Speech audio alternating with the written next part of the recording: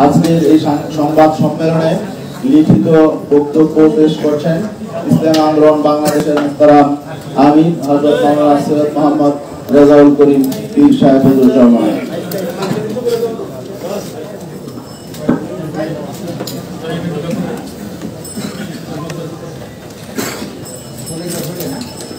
السلام عليكم ورحمة الله وبركاته. بسم الله الرحمن الرحيم.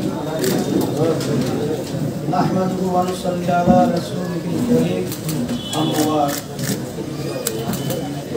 সাংবাদিক বন্ধুগণ, গোটা বিশ্ব যখন করোনা মহামারীর কবলে বিপর্যস্ত, বাংলাদেশ যখন করোনা পরিস্থিতির প্রথম ধাপ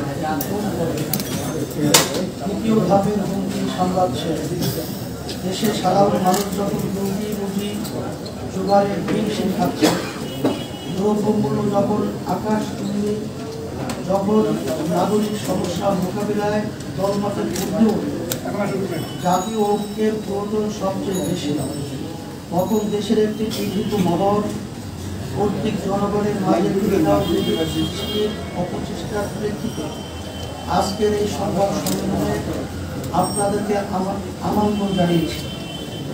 আজকের সংবাদ সম্মেলনে উপস্থিত হয়ে আন্তরিকতার পরিচয় দেওয়ায় শুরুতেই সবাইকে ধন্যবাদ জানাই। প্রিয় সাংবাদিক, আপনারা জানেন ইসলাম চরিত্রগতভাবে শান্তিবাদী একটি ধর্ম।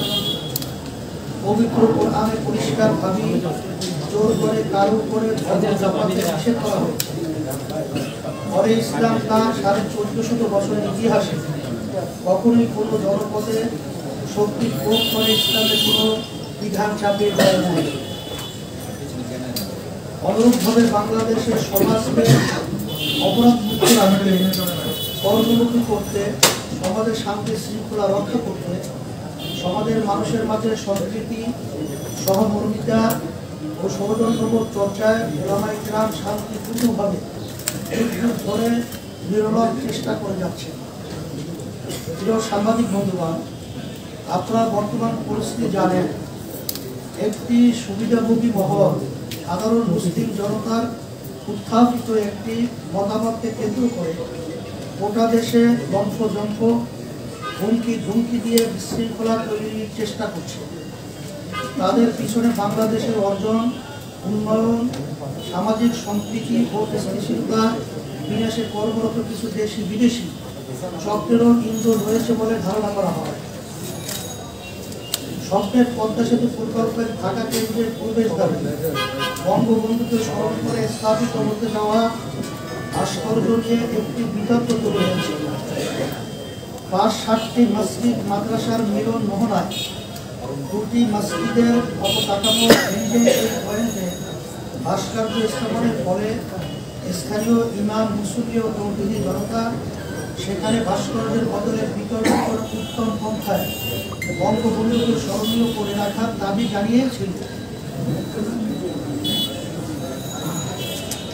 সাংবাদিক বন্ধুগণ, আপনারা জানেন বাংলাদেশ সরকারের বিদ্যমান আইন কানুন মেনে তৌহিদি জনতা সমাবেশ করেছে এবং সেখানে শালীন ভাষাতেই যৌক্তিকভাবে ভাস্কর্য স্থাপনের বিরোধিতা করা হয়েছে।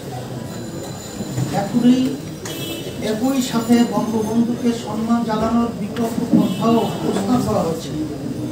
বিষয়টি একেবারেই স্বাভাবিক একটি নাগরিক প্রতিক্রিয়া, কিন্তু আমরা বিস্ময়ের সাথে লক্ষ্য করলাম একটি সুবিধাভোগী মহল বিষয়টিকে কেন্দ্র করে দেশে চরম উস্কানি উত্তেজনা তৈরি করছে।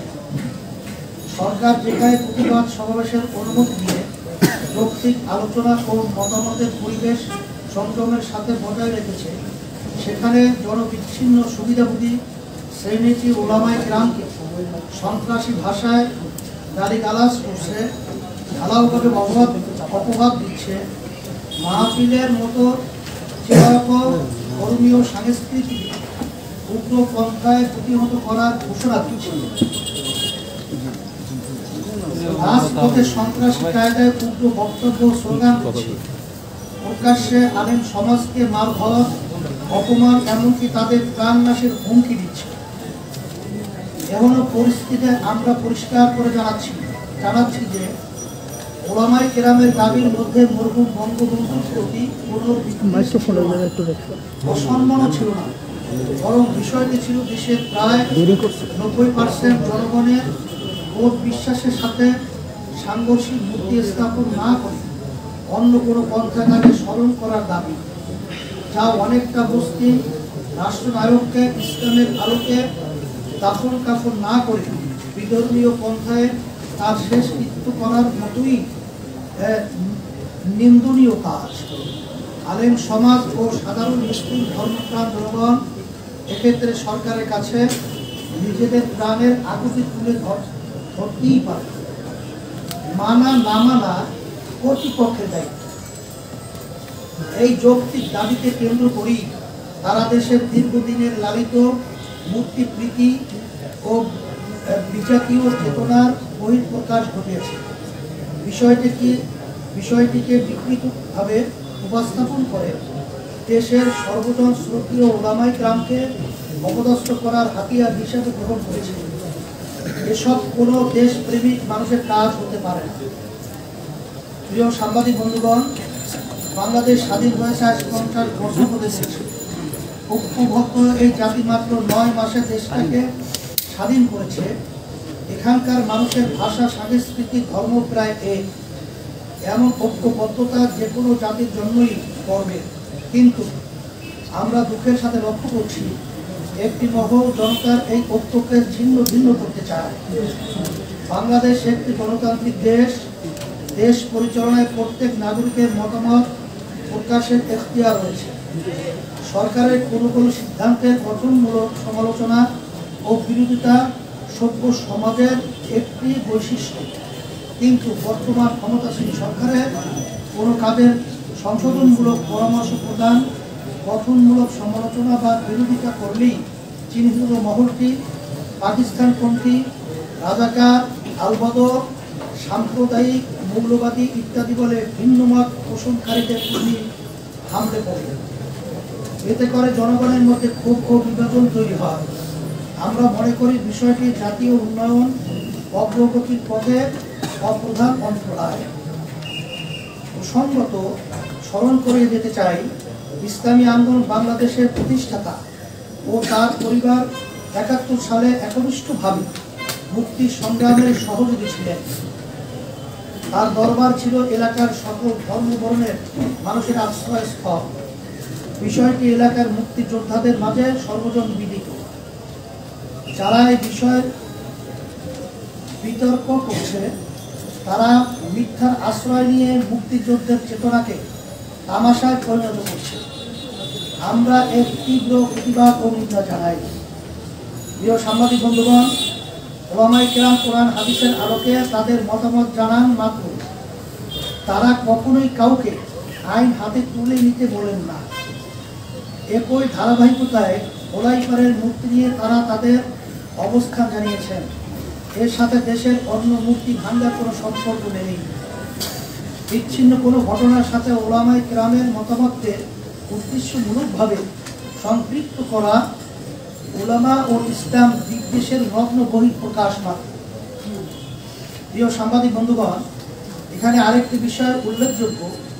মরহুম শেখ মুজিবুর রহমানের শাসনামলে যারা তার বেশি বিরোধিতা করেছে, বঙ্গবন্ধুর চামড়া খুলে নেওয়ার হুমকি দিয়েছে, বঙ্গবন্ধু হত্যার ক্ষেত্র তৈরি করেছে, মৃত্যুর পরে আনন্দ উল্লাস করেছে, তারাই আজ বঙ্গবন্ধুর সম্মান রক্ষার নামে অপসংস্কৃতি প্রসারের সবচেয়ে এগিয়ে।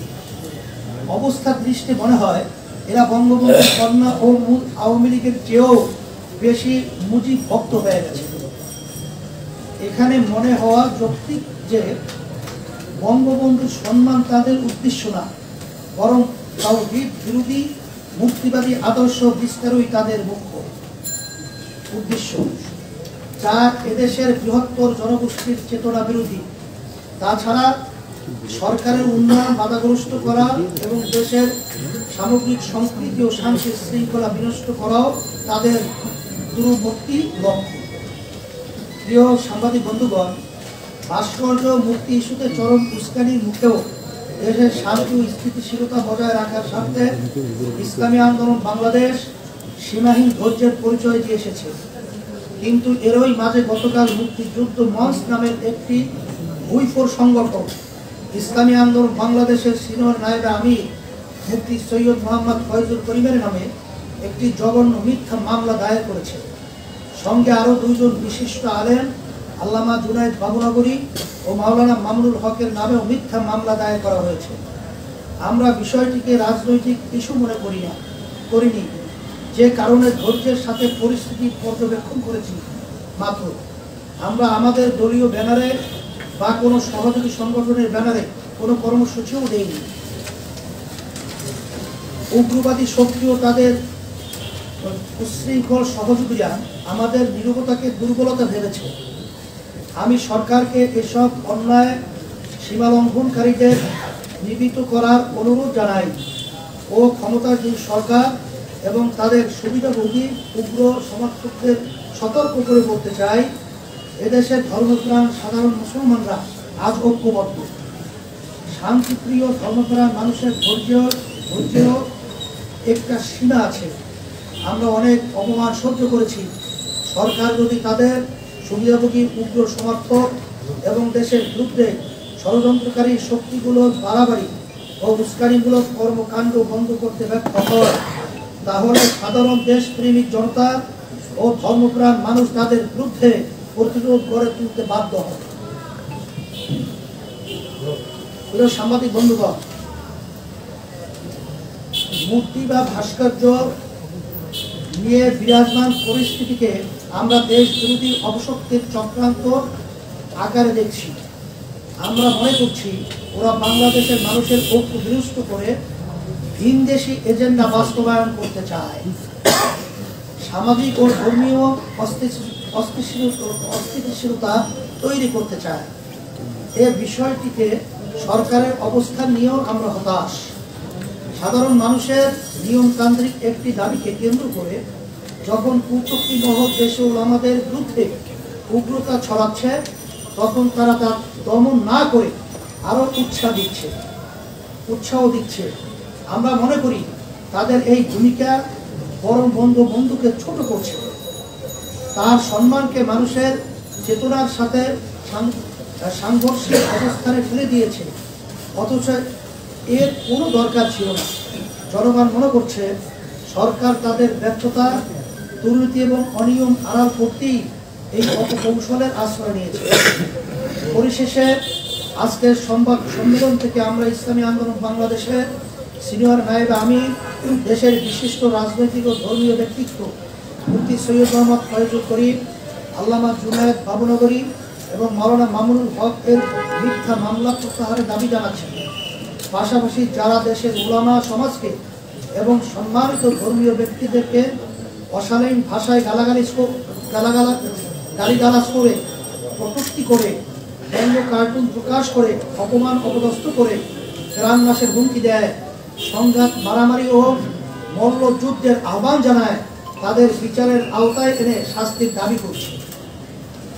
আমরা আশা করছি সরকার আমাদের যৌক্তিক দাবি মেনে নিয়ে দেশকে অস্থিতিশীল পরিস্থিতির হাত থেকে রক্ষা করার উদ্যোগ গ্রহণ করবে। আর সরকার যদি ষড়যন্ত্রকারীদের নিয়ন্ত্রণে ব্যর্থ হয়, তাহলে ইসলামী আন্দোলন বাংলাদেশ নিজেদের নিরাপত্তা, মর্যাদা, মত প্রকাশের স্বাধীনতা ও নাগরিক অধিকার রক্ষার প্রয়োজনে দেশের জনগণকে সঙ্গে নিয়ে বৃহত্তর কর্মসূচি দিতে বাধ্য হবে। আবারও সবাইকে আন্তরিক ধন্যবাদ জানিয়ে শেষ করছি। আল্লাহ হাফেজ, সবাইকে ধন্যবাদ। প্রিয় সাংবাদিক বন্ধুগণ, এই লিখিত মুহতারাম আমিরের লিখিত বক্তব্যের আলোকে যদি আপনাদের কোনো প্রশ্ন থাকে তাহলে প্রশ্নগুলো দয়া করে উপস্থাপন করতে পারেন। আমার প্রশ্ন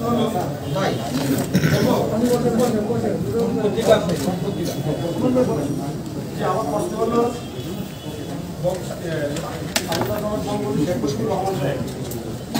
আমাদের সংবিধানের অবিচ্ছেদ্য অংশ বলে সরকার দাবি করছেন, মনে করছেন, আর ভারতীয় বিরুদ্ধে আন্দোলনের আপনার কতগুলো প্রতিবাদ প্রতিনিধিত্ব করার চেষ্টা করছেন, সেটা সংবিধানের কত লঙ্ঘন করে সরকার দাবি করছেন। এই বিষয়ে আপনাদের বক্তব্য এটা আমরা ইসলামী আন্দোলন বাংলাদেশ পরিষ্কারভাবে আমরা আজকে আমাদের লিখিত বক্তব্যে কতটা পরিষ্কারভাবে আসছে, তারপরেও যেহেতু আপনি প্রশ্ন করছেন, ইসলামী আন্দোলন বাংলাদেশ আমরা ইসলাম নীতি আদর্শ লালন করি। ভাস্কর্য এবং মূর্তির ব্যাপারে ইসলাম কি সমাধান দিয়েছে, শরিয়াত কোরআন এবং হাদিস কি সমাধান দিয়েছে, বাংলাদেশের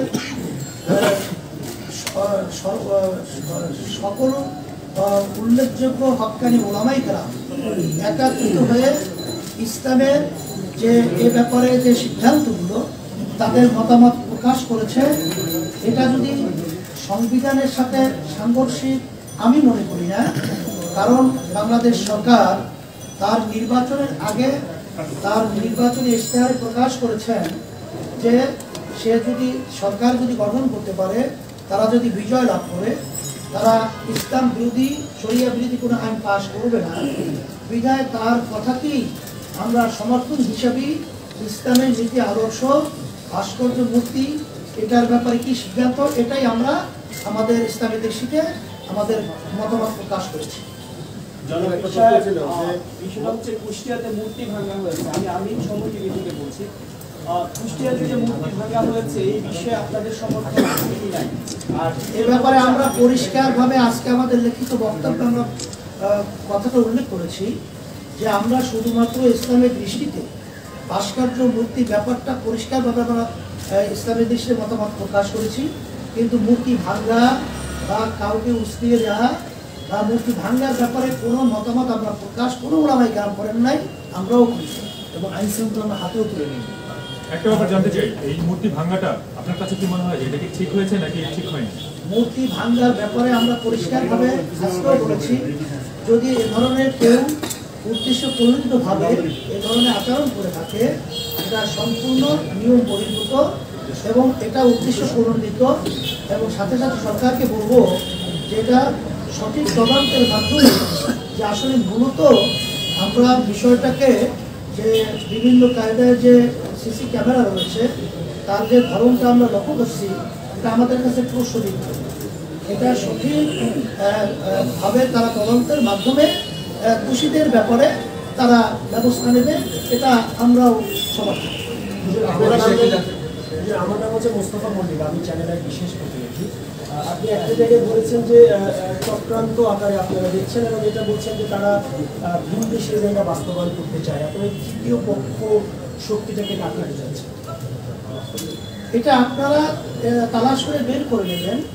তবে আমরা আজকে তাদের যে লক্ষ্য উদ্দেশ্য, তারা অনেক সময় সরকারের কার্যক্রমকেও তারা সমালোচনা করে। তারা কি কোনো দেশকে বুঝাচ্ছে না কোনো গোষ্ঠীকে বুঝাচ্ছে? এটা কোনো গোষ্ঠীকে, যেমন নাকি আমরা এখানে ওবায়দুল কাদের সহ, ওবায়দুল কাদের আমাদের বর্তমানে আওয়ামী লীগের সেক্রেটারি জেনারেল, সে বিভিন্ন এই ধরনের সংগঠন যারা নাকি উস্কানিমূলক এবং বিশৃঙ্খলা সৃষ্টির জন্য তারা কার্যক্রম পরিচালনা করছে, হুইফুর হিসাবে তাদেরকে আখ্যা দিয়েছে। আমরা আমাদের বক্তব্য সেই ধরনের কথাটাই আমরা আজকে উল্লেখ করেছি। আপনাদের যে বৃহত্তর কর্মসূচির কথা বললেন, বৃহত্তর কর্মসূচি কি ধরনের কর্মসূচি আপনারা দিতে পারবেন? সেটা সময়ের ব্যবধানে অবস্থার পরিপ্রেক্ষিতে আমরা সেভাবে পরামর্শ ভিত্তিক আপনাদেরকে জানাবো ইনশাআল্লাহ। আসলে এখানে একটা কথা স্পষ্ট করতে হয়, একটা হলো বঙ্গবন্ধু নিজেকে কটূক্তি করে, তাকে অশ্রদ্ধা সম্মান করে, আর তার প্রীতি ভাস্কর্যকে না মানা, দুইটা জিনিস এক না। যেমন বাবা অসুস্থ, ডায়াবেটিস রোগী, দুই ছেলে, বাবা মিষ্টিকে পছন্দ করে, এক ছেলে তার কাছে মিষ্টি নিয়ে যায়, আর এক ছেলে তার থেকে জোর করে মিষ্টি ছিনিয়ে নিয়ে যায়। উভয় দৃষ্টিকে দেখা যায় একজন তার প্রিয় আর একজন তার অপ্রিয়, কিন্তু যে জ্ঞানী সে অবশ্যই মনে করবে যে যেই ছেলে বাবার ডায়াবেটিস রোগীর থেকে মিষ্টি ছিনিয়ে নিয়ে যায় সেই তার উপকারী এবং প্রিয় সবচেয়ে বেশি। আমরা মনে করি বঙ্গবন্ধু শেখ মুজিবুর রহমান একজন মুসলমান, তার মাথায় টুপি, তার বাবার মাথায় টুপি, তার বাবার দাড়ি বড় বড় দাড়ি। যারা আজকে বঙ্গবন্ধু সেই টুপিকে কোনো কুকুরের মাথায় দেয়, তারা বঙ্গবন্ধুকে শ্রদ্ধা করে না। আজকে তার দাদার দাড়িকে, বাবার দাড়িকে যারা শ্রদ্ধা করে, তারা বঙ্গবন্ধুকে শ্রদ্ধা করে না। আর মনে রাখতে হবে, বঙ্গবন্ধু দেশ এদেশ ছিল না, এরা ছিল অনেক দূরে। এদেশ আসছে কেন, ইরাক থেকে কেন আসছে, তার ইতিহাস জানতে হবে। বঙ্গবন্ধুর পরিবার ইরাকের, বিদেশি অনেক আগে এখানে আসছে ধর্ম প্রচার করার জন্য। তারা জাতিগতভাবে ধার্মিক, তার বাবা ধার্মিক, তার দাদা ধার্মিক, তার সমস্ত গোষ্ঠী ধার্মিক। খোদ বঙ্গবন্ধু কি বলেছেন, এদেশের ডাকাতরা চোরেরা সব কিছু নিয়ে গেছে, কিন্তু ইমানদার লোক আমরা বেঁচে আছি, ইমানের সাথে তাদের মোকাবিলা হবে। এটা বঙ্গবন্ধু নিজে বক্তব্য। তিনি কি বলেছেন, ইনশাআল্লাহ আমি বিজয় হব। কাজী যারা বঙ্গবন্ধুকে নাস্তিক বানাবার চক্রান্ত করতেছে, যারা বঙ্গবন্ধুর চামড়া দিয়ে ঢুকঢুকি এবং জুতা বানাবার বক্তব্য দিয়েছে, আজকে আমরা দেখছি তারাই এই তারাই আজকে এই মুক্তিযোদ্ধা মস্ত হিসাবে, তার আগুন হিসাবে তারা স্বীকৃতি পাইতেছে। আমি মনে করি এটা ভিন দেশীয় এক এজেন্ডা বাস্তবায়ন করতে চায়। যারা এই দেশ দখল করার ওখান থেকে হুমকি দেয়, তারই এজেন্ডা বাস্তবায়ন করতে চায় না। কিন্তু আপনাদের বিরুদ্ধে সবচেয়ে বড় অভিযোগ যে আপনারা এতদিন এই ভাস্কর্য মূর্তি নিয়ে কোনো ধরনের কথা বলেন। কে বলছে? আপনারা শুরু করেছেন এবং একটি বিএনপি পক্ষ হয়ে করছেন। আপনাদের কর্মপুরে যায় নাই বা গেলেও আপনারা চুপ ছিলেন। আমরা থেমিস মুক্তি বিরুদ্ধে আন্দোলন করেছি। আমরা ময়মনসিংহের উলঙ্গ, আপনারা দেখেন ময়মনসিংহে যে মুক্তি স্থাপন করা হয়েছে টিচার ট্রেনিং ইনস্টিটিউটের সামনে, কোনো ভদ্র, কোনো জ্ঞানী, কোনো বিবেকবান মানুষ এই মূর্তিকে গ্রহণ করতে পারে না, মানতে পারে না। কিন্তু বিবেকবান মানুষ আজকে সেটা প্রতিবাদ করে না। আমি মনে করি বঙ্গবন্ধু একজন মুসলমান, আমরা তাকে মহাব্বত করি, আমরা তাকে ভালোবাসি, তার কবরে আযাব না হোক এই চেষ্টা আমরা করি। শুধু জিয়াউর রহমান কেন, আমার বাবার মূর্তিকে আমি পছন্দ করি না, আমার দাদার মূর্তিকে আমি পছন্দ করি না। জনাব মুহাম্মদ রাসূলুল্লাহ সাল্লাল্লাহু আলাইহি ওয়াসাল্লামকে সবচেয়ে মুসলমান বেশি মহব্বত করে, জীবনের চেয়ে বেশি মহব্বত করে। কিন্তু কই, সে দুনিয়া থেকে বিদায় হওয়ার পরে তার মূর্তি স্থাপন কেন করা হয়নি? কাজে ইসলামের দৃষ্টিতে ভাস্কর্য স্থাপন করা এটা মহব্বতের বহিঃপ্রকাশ নয়, বরং যে তাকে মহব্বত করে, কবরে শান্তি দিতে চায়, তাকে জান্নাতে পৌঁছাতে চায়, সে তার ভাস্কর্য করবে না। যেমন বর্তমান আমাদের মাননীয় প্রাইম মিনিস্টার, তাকে যারা মহাব্বত করে, আমি মনে করি সেও দুনিয়া থেকে বিদায় হওয়ার পরে তার ভাস্কর্য করাটা তার জন্য মহাব্বতের বহিঃপ্রকাশ হবে না, বরং তাকে ঘৃণা প্রকাশ করাই এইটি হবে তার আসল বহিঃপ্রকাশ। আপনার আন্দোলনের পিছনে রাজনৈতিক কোনো উদ্দেশ্য আছে কিনা? এই বিষয়ে একটা ছোট্ট প্রশ্ন। আমি আরাফাত সিদ্দিকী এটি নিউজে কাজ করি। আপনারা বলছেন যে আপনারা সরকারের কাছে আপনাদের বক্তব্য, মুসলমানদের বক্তব্যটা তুলে ধরেছেন, তাদের দাবিটা তুলে ধরেছেন। সেই দাবিটা তুলে ধরতে তো প্রধানমন্ত্রীর কাছে আপনারা সরাসরি যেতে পারতেন, কোনো স্মারকলিপি আমাদের দেশে প্রক্রিয়া এত বড়, আমাদের দেশের প্রক্রিয়া দাবি, সরকারের কাছে দাবি জানাবার প্রক্রিয়া হলো জনসাধারণকে সামনে নিয়ে তাদের বক্তব্য উপস্থাপন করা। এইটি আমাদের দেশে প্রক্রিয়া, গণতান্ত্রিক রাষ্ট্রের পদ্ধতি প্রক্রিয়া এইভাবেই হয়, দাবি জানাবা। আমরা নিউজ 24 কাজ করি। যে সংগঠনগুলোর কথা বলছেন বা যারা আপনাদের তাদের দাবি হচ্ছে যে ভাস্কর্য এবং মূর্তি এক হয়, এবং গেল কয়েকদিন ধরে এই ধরনের বক্তব্য আমরা গণমাধ্যমে পাচ্ছি। তো আসলে আপনাদের কাছে এটা ব্যাখ্যাটা কি? আমি একটুখানি এটার সাথে যুক্ত করতে চাই যে সরকার, মানে যাদের পক্ষ থেকে বাংলাগুলো করা হয়েছে কিংবা যারা এই যে আপনাদের বিরোধিতা করছে, তারা বলার চেষ্টা করছে যে শুধুমাত্র বাংলাদেশেই না, পৃথিবীর বিভিন্ন ইসলামী দেশেও নানান ধরনের ভাস্কর্য তৈরি হয়েছে এবং সেগুলো তাদের ঐতিহ্যকে লালন করছে।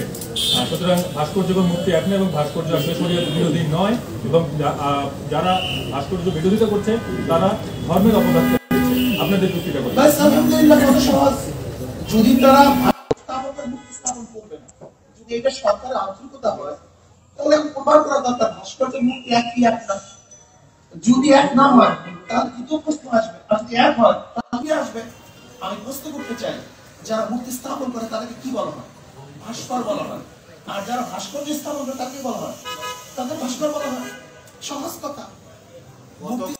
মূর্তি যে বানায় তাকেও ভাস্কর বলা হয়, যে ভাস্কর বানায় তাকেও ভাস্কর বলা হয়। ইসলাম কি বলে? গতকালকেও যে বঙ্গবন্ধু যে কুষ্টিয়ায় মূর্তি বাঙা হয়েছে, বা যেটা বলে ভাস্কর্য বাঙা হয়েছে, কলকাতার অনলাইন পত্রিকায় নিউজ হয়েছে যে বাংলাদেশে বঙ্গবন্ধুর মূর্তি বাঙায় নিয়ে উত্তেজনা করেছে, এবং কলকাতা আনন্দবাজার পত্রিকা সহ অনেক পত্রিকার আমাদের কাছে রেফারেন্স আছে যে সেখানে মহাত্মা গান্ধীর যে ভাস্কর্য এটাকে মূর্তি বলা হয়েছে, এবং লেনিনের যে ভাস্কর্য এটাকে মূর্তি বলা হয়েছে, বিবিসিতে বলা হয়েছে। লেনিনের 100 বছর পূর্তিতে আনন্দবাজার সেটা সম্পাদকীয় করেছে, তাই না? এবং সেই যে বিভিন্ন জাদুঘরে প্রিয়াঙ্কা চোপড়া এবং এই যে শ্রীদেবী তাদের মূর্তি স্থাপন করা, সেটাই মূর্তি বলা আছে, পূজা করে না, কেউ তো ভাস্কর্য। স্পষ্ট ইসলামের দৃষ্টিতে আমি পরিষ্কার বলতে চাই, একটা হলো ভাস্কর্য বা মূর্তি স্থাপন করা, আর সেটাকে পূজা করা। যদি কেউ মূর্তিকে পূজা করে সেটা শিরক হবে, আর স্থাপন করে হারাম হবে, নাজায়েজ হবে। যেমন কেউ যদি মদ পান করে হারাম হবে, কেউ যদি জায়েজ মনে করে বেঈমান হবে, কুফর হবে। কেউ নামাজ না পড়লে ফাসিক হবে, কেউ অস্বীকার করলে কাফের হবে। ঠিক কেউ মূর্তি স্থাপন করলে এটা হারাম হবে, নাজায়েজ হবে। কেউ সেখানে সেজদা করলে, তার কাছে আরাধনা করলে সেটা শিরক হবে।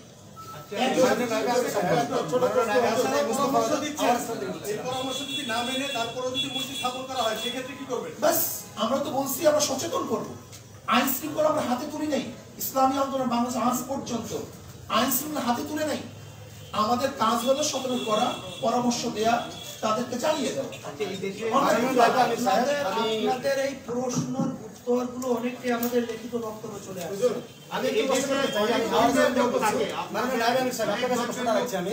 প্রশ্নটি হলো যে ভাস্কর্য ভঙ্গার আন্দোলন নিয়ে বা বর্তমানে কিছু বক্তব্যকে ঘিরে দেশের 3 জন আরেকজন নামে রাষ্ট্রদ্রোহ মামলা হয়েছে, সেখানে আপনিও আছেন। এই বিষয়টা এখানে এসেছে। আবার প্রশ্ন হলো রাষ্ট্রদ্রোহী মামলা হয়েছে আপনার নামে, আপনার প্রতিক্রিয়া কি ব্যক্তিগতভাবে? আসলে রাষ্ট্রদ্রোহ মামলা হয় নাই, প্রক্রিয়া আছে। রাষ্ট্রদ্রোহ মামলা হওয়ার জন্য যে পদ্ধতি পন্থা, সেটা তার প্রক্রিয়া আছে। আমি মনে করি এটা আমাদের উপরে অবিচার করা হয়েছে। আমরা রাষ্ট্রদ্রোহ কোনো কাজ করি নাই, বরং যদি এই মামলা আমাদের বিরুদ্ধে হয় তাহলে আমি মনে করবো অবৈধভাবে আমাদের উপর জুলুম করা হয়েছে। সরকার আমাদের জুলুম করছে এবং জনগণের কাছে আমরা এটা উপস্থাপন করবো, জনগণের বিচার করবো। আচ্ছা, এই দেশে অনেক ধর্মের লোক বসবাস করে, ইসলাম ধর্মের বাইরেও অনেক কিছু লোক, যারা অনেক আমাদের আজকে বক্তব্য আপনি শুনছেন, ইসলামের নীতি আদর্শ এবং দৃষ্টি, এটা আমরা পরিষ্কার বলছি। কোন ধর্মের উপরে, তাদের কার্যক্রমের উপরে ইসলাম কোনোদিনই চাপিয়ে দিয়ে বাধ্য করা হয় না, এটা পরিষ্কার আমাদের আজকে বক্তব্য রাখা। শ্রদ্ধাভাজন আমার সাংবাদিক বন্ধুগণ, যদি ইসলাম মূর্তি ভাঙ্গার আদর্শ লালন করত, বিজাতীয়দের মূর্তি যারা পূজা করে লালন করত, তার পাক উপমহাদেশে 800, 750 বা 900 বছর পর্যন্ত মুসলমান শাসক হওয়া সত্ত্বেও এদেশে মূর্তি থাকি কিভাবে? কিন্তু কোনো মূর্তিকে ভাঙতে হয়নি। হুজুর, আপনি ভাস্কর্যের যে ব্যাখ্যাটা দিয়েছেন, ভাস্কর্যে যদি প্রাণীর ছবিটা থাকে তাহলে সেটাই তো আসলে ইসলামের জন্য হারাম। এবং সেই সঙ্গে ইসলাম অনুযায়ী আপনাদের বক্তব্যে আমরা শুনেছি যে চিত্রকর যারা ছবি আঁকেন তারাও তো আসলে হারাম কাজ করছেন, তারাও তো আসলে নির্দিষ্টতম জায়গায় লিপ্ত হবে। তো আমার প্রশ্ন যে বঙ্গবন্ধুর অনেক দিন ধরে তো চিত্রাঙ্কন প্রতিযোগিতা হচ্ছে, বঙ্গবন্ধুর ছবি আঁকা হচ্ছে, আপনারা তো আমি একটা কথা বলি, আমরা তো বলছি আসলে না, আমরা বলছি আগে এর থেকে এর প্রতিবাদ আমরা আগেই করছি। কিন্তু সিঙ্গাপুর হওয়ার পরে সেটা আলোচনায় চলে আসছে। এদেশে হাজারো ধর্ষণ হয়েছে, কিন্তু লক্ষ্মীপুরে ধর্ষণ হওয়ার পরে আলোচনায় চলে আসছে। এদেশে হাজারো খুন হয়েছে, আপনার হত্যা হওয়ার পরে সেটা আলোচনায় চলে আসছে। কাজে সব জিনিস সবসময় আলোচনা আসে না। কিন্তু আমি প্রশ্ন করতে চাই, শুধু একটা কথা বলতে চাই যে আজকে যারা আলেমদের বিরুদ্ধে অপবাদ দিচ্ছে, এটা চরিত্র কি? ধর্ষণের সেঞ্চুরি এটা পালন করছে। যারা ধর্ষণের সেঞ্চুরি পালন করছে তারা আলেমের বিরুদ্ধে অপবাদ দিচ্ছে। যাদের ট্রাঙ্কের মধ্যে বাচ্চা পাওয়া যায় তারা আলেমদের বিরুদ্ধে অপবাদ দিচ্ছে। যারা ধর্ষণ করবার হাজার মানুষকে হত্যা করছে, আমাদের মা বোনকে হত্যা করেছে, তারা আজকে আলেমদের বিরুদ্ধে চরিত্রে অপবাদ দিচ্ছে। আমি মনে করি সুই চারণ যদি সুইতে বলে তোর পিছনে ছিদ্র, এইটা সেই অবস্থা দিচ্ছে। যারা এদেশে ধর্ষণ, লুট, তরাস, খুন, গুম যারা সেঞ্চুরি পালন করছে তারা আজকে আমাদেরকে বলতেছে আমরা দেশদ্রোহী, আমাদেরকে মল্লযুদ্ধের জন্য আহ্বান করতেছে। আমরা তাদের সাথে মল্লযুদ্ধ করতে চাই না। আপনারা তো নানান বিষয় নিয়ে সবসময় সোচ্চার থাকেন, মাদ্রাসায় যে ছাত্র নির্যাতন হয় সেই বিষয় নিয়ে আপনারা 100 বার বলতেছি, আমরা 100 বার বলতেছি যেখানে অপরাধ আছে তার বিরুদ্ধে আমরা করি। কিন্তু অপরাধ চাপিয়ে দেয় মন্দিরের মধ্যে, গির্জার মধ্যে। শুধু তাই না, আজকে দেখেন আপনি যে আমরা তো এইটা প্রতিবাদ করি, বরং যারা এইটা সমকামীর আইন পাশ করার জন্য যারা বারবার স্থাপন করছে আমরা তাদের বিরোধিতা করছি। কাজে এইটার বিরোধিতা আমরা। শুধু তাই নয়, আজকে দেখো হুমায়ুন আহমেদের ঘেটো ছেলে কমলা, ঘেটুপুত্র কমলা, এই ঘেটুপুত্র কমলার এই সিনেমার মাধ্যমে, নাটকের মাধ্যমে এইটা তো গোটা দুনিয়ার মধ্যে ছড়িয়ে দেওয়ার অপচেষ্টা তারা করছে। কাজে এই অপবাদ তো তাদের উপরে আসবে, এটা আমাদের উপরে আসবে কেন? যেটা আমরা সবসময় হারাম বলতেছি, নাজায়েজ বলতেছি, সর্বোচ্চ ঘৃণার জিনিস মনে করতেছি। কাজে আমি মনে করি দেশ যেহেতু নষ্ট হয়ে গেছে, দেশ যেহেতু ধ্বংস হয়ে গেছে, কাজে এর কিছু আচরণ সব জায়গায় রাখতে পারে, এটা বিচ্ছিন্ন হবে না, কিন্তু তারপরে জাতির কোনো অভাব আল্লাহ আমাদের সবাইকে কবুল করে নেন।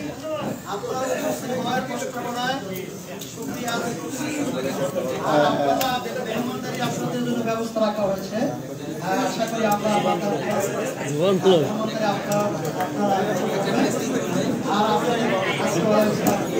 সকলকে ধন্যবাদ জানাই। আজকে আপনারা আন্তরিকভাবে পরিবেশ তৈরি করেছেন, আপনাদের অসংখ্য ধন্যবাদ। আজকে সাংবাদিক সম্মেলন কার্যক্রম আনুষ্ঠানিক এখানে সমাপ্ত হলো। সম্মানিত সাংবাদিক বন্ধুগণ, আপনাদের